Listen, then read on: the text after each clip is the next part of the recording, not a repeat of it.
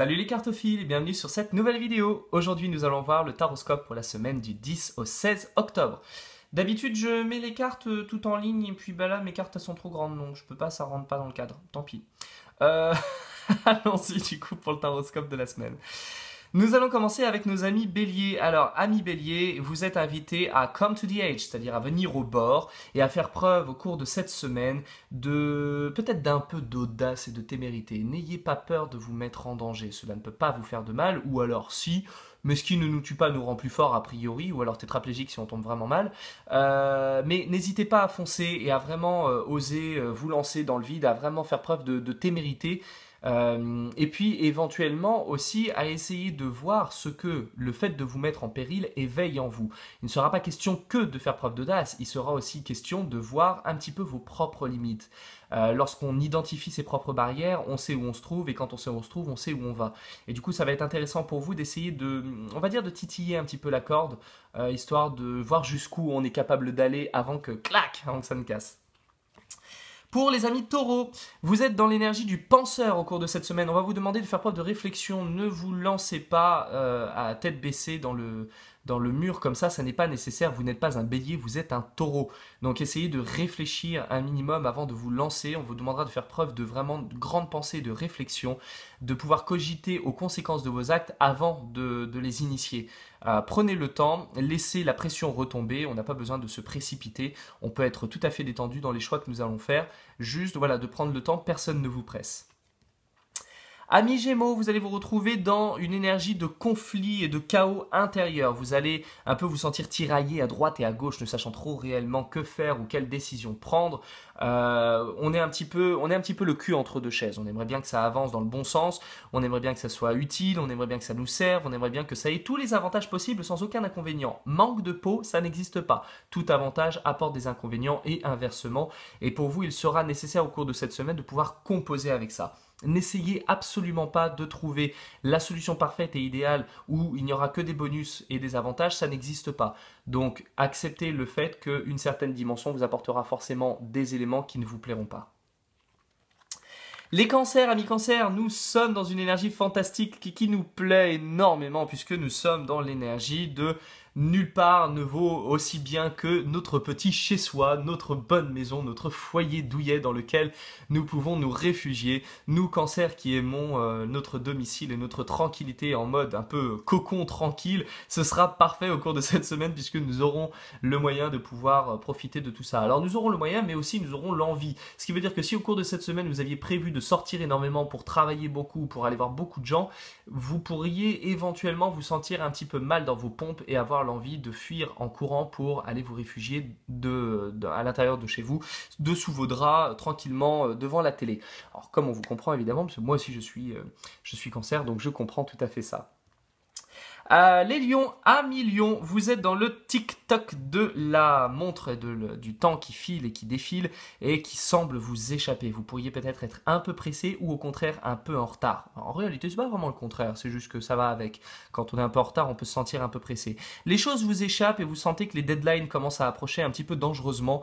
Donc on vous demandera pas forcément de précipiter le pas, mais en tout cas, vous sentirez que vous avez besoin de courir un peu plus. Donc, veillez à ne pas trop prendre du retard sur tout ce que vous avez à faire, histoire de ne pas avoir à courir et de ne pas avoir à trop vous prendre la tête.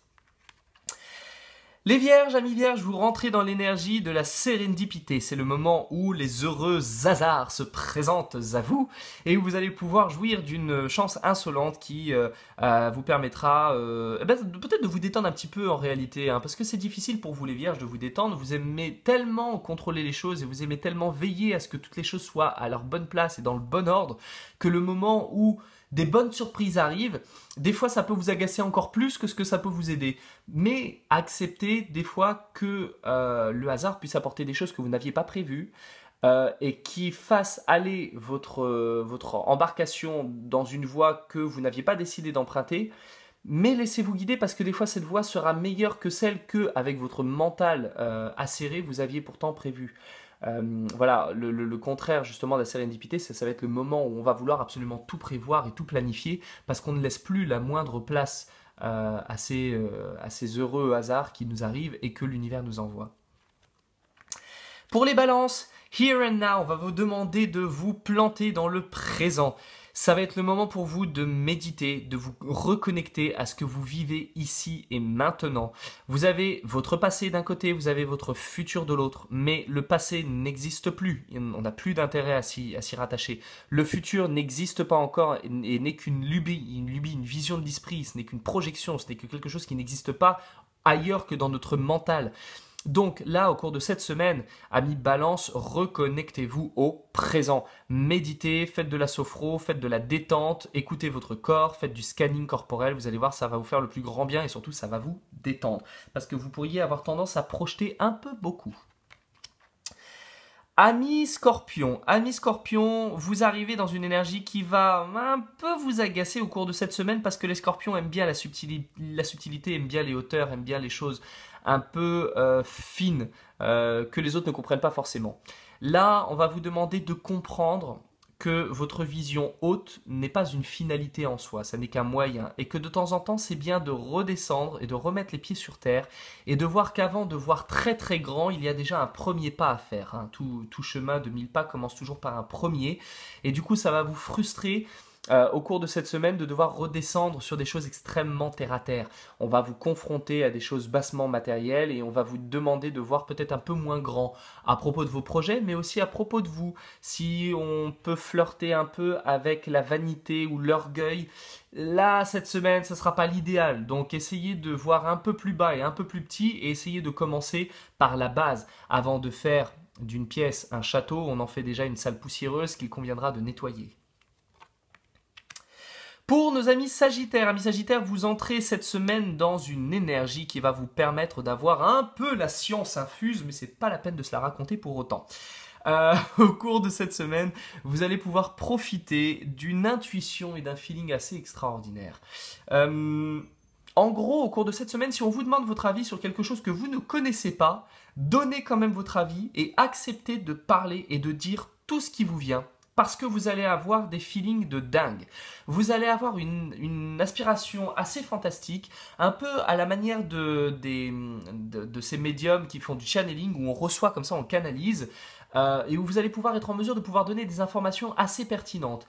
Aussi, votre expérience vous servira à pouvoir éclairer autrui, avec clairvoyance et avec bonne attention et bienveillance. Et du coup, on pourra peut-être vous demander un petit peu vos conseils avisés et votre œil expert au cours de cette semaine.